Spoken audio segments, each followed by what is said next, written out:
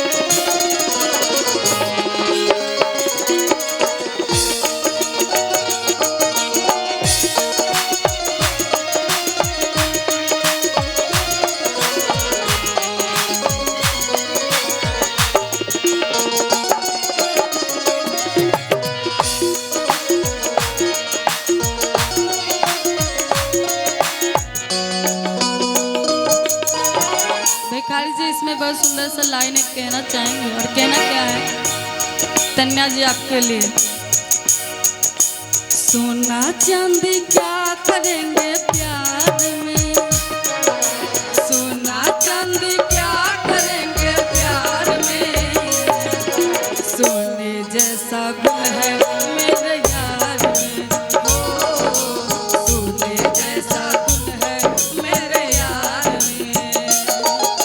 सोना चांदी क्या करेंगे प्यार में, सोना चांदी क्या करेंगे प्यार में, सोने जैसा गुण है मेरे यार में, हो सोने जैसा गुण है मेरे यार में। हम तुमसे दिल लगा